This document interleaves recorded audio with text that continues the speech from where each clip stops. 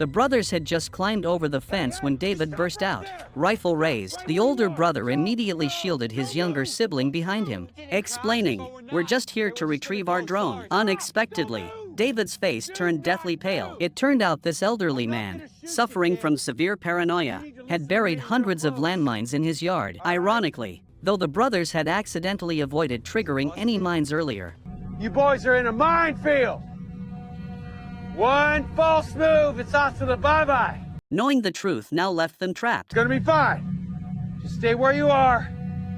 I laid every last one of them myself. Here, well, do you have a map? Map's right here. All right, I got it all up in my... Oh, God! Oh, God! Wes, what are we gonna do?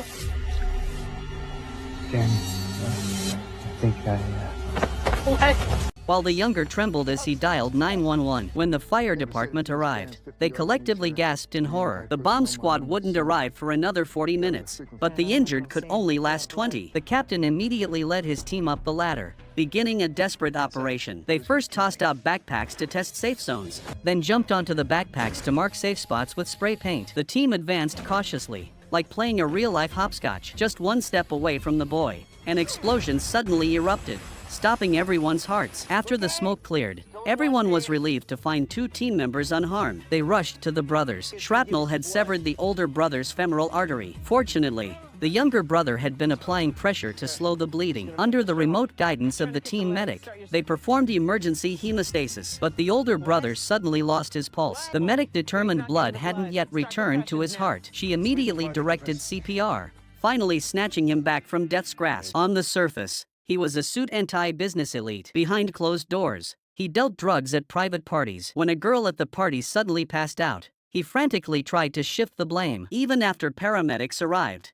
his Oscar-worthy performance continued. Sylvie checked and found the girl still responsive to pain. She immediately administered naloxone. The drug took effect instantly. The girl opened her eyes and complained of chest pain, but then she fell into convulsions. As the paramedics battled for her life, Sylvie desperately needed to know what was wrong. It wasn't until a waiter broke down and revealed the truth. I saw a dude in the bathroom giving her a speedball. Armed with this crucial information, the emergency team stabilized her heart rhythm. Just as everyone breathed a sigh of relief, the CEO brazenly offered hush money. What would you do?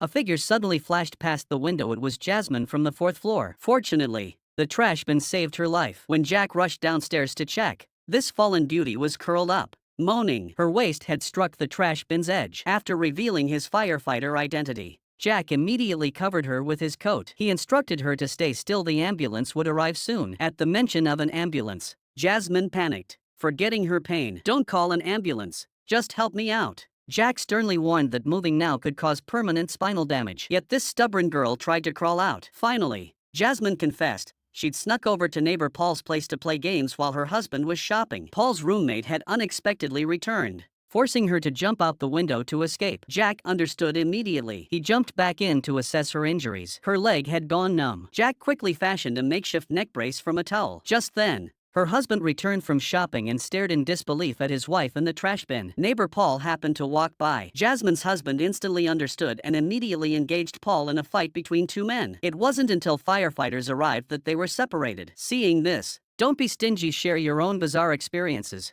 Firefighters boarded the fish-smelling boat. Even the most seasoned tough guys gasped. One guy's leg was caught in the winch. The team immediately studied a rescue plan. Captain Ryder stared at the horribly mangled leg, breaking out in a cold sweat. Worse, his artery was ruptured, and the victim was going into shock. His life was ticking away. After thorough preparations, the captain roared to start the machinery. But as the gears turned, disaster struck. Fortunately, Ryder's glove got caught. His hand remained outside.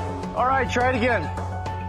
Lieutenant, no way, we gotta disassemble this thing. Cruz, we don't have enough time. I just gave you an order, now do. As the machine roared again, the captain forcibly yanked the glove free. Immediately, the team lifted the victim out. Once more, the firefighters snatched a life from death's grasp. The emergency team rushed to the scene after receiving the call. The caller rushed out, frantically explaining, "This was absolutely an accident. We were arguing. He threw something at me. I couldn't just take it lying down. And this is how it ended up." A man lay there with a garden rake lodged in his chest. 2 paramedics immediately began treatment. Miraculously, The rake's tines had perfectly avoided his lungs. But the real challenge emerged: how to fit this contraption into the ambulance. Sylvie had a flash of inspiration. She instructed her teammate to grip the tines firmly while she slowly rotated the wooden handle. Success! Unbelievably, the moment the man regained his composure, he resumed his heated exchange with the perpetrator across the ambulance. The truth was both hilarious and exasperating. This murder stemmed from a dispute over who should rake the fallen leaves in the yard. Their argument escalated from hurling tools at each other to performing impaling stunts. The paramedics were utterly speechless. Only after their teammates intervened did the pair finally call a truce. When Tony casually remarked, "I like skinny girls," Emma launched into a frenzied weight loss mode. She shed 20 pounds in a month, dropping from 140 to 120 pounds. Little did she know Tony would press his advantage, lose another 20 pounds and we'll get engaged. For that promise,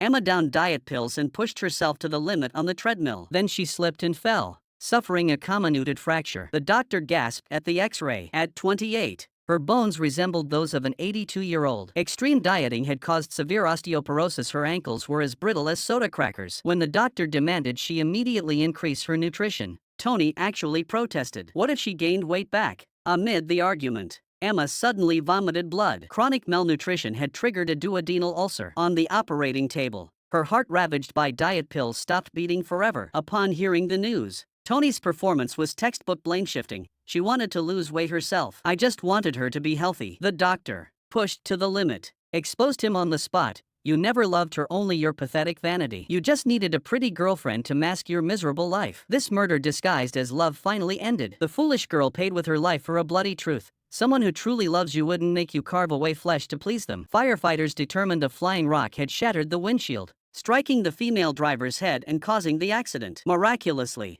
the young boy in the back seat was unharmed. Crew members swiftly broke open the doors to begin rescue efforts, just as everyone was busy checking the injured. Where's Layla? She was right here. Who's Layla? She's my baby sister. Where'd she go? This statement made everyone's hearts skip a beat. The entire rescue team instantly transformed into detectives, frantically searching for clues. Yet they found nothing. Just as everyone was at their wits' end, an observant team member suddenly caught faint cries. Following the sound, everyone's eyes widened in shock. A few-month-old baby girl had fallen into a sewer drain. The paramedic desperately reached for her, always just inches away. Sweat poured down her face. At the critical moment, the rescue team grabbed a crowbar and solved the problem, safely bringing this little survivor back to the world. The fire department received a heart-wrenching call. A father trembled as he reported his 16-year-old son, who was taking antidepressants, had locked himself in his room with a gun, intending to take his own life. The rescue team rushed to the teenager's door. The captain signaled for everyone to step back. Captain Kelly shouted repeatedly through the door, met only with deafening silence. He acted decisively, kicking the door open. The scene froze. Everyone's blood. The boy hung from the ceiling fan by a rope. His mother collapsed on the spot. The captain swiftly cut the rope and laid the cyanotic mic flat on the floor. Paramedics discovered he had stopped breathing and immediately intubated him for assisted respiration. After the first defibrillator shock, hearts hung on a cliff's edge. The initial shock proved ineffective. Following a second round of chest compressions combined with an adrenaline injection, the defibrillator delivered another electric current. Amidst the near despair of onlookers, a faint heartbeat finally appeared on the monitor.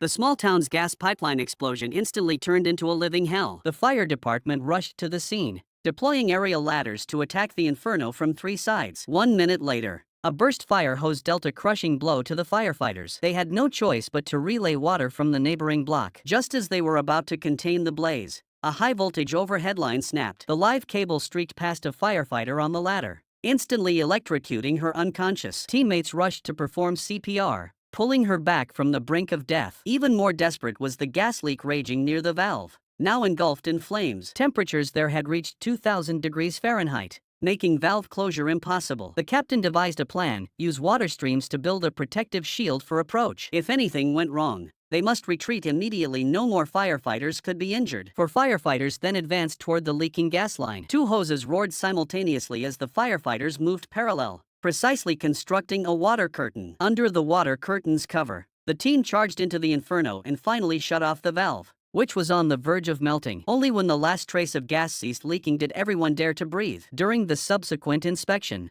multiple firefighters suffered severe injuries from a secondary explosion. This world has never had superheroes, only flesh and blood individuals who brave fire and water for us.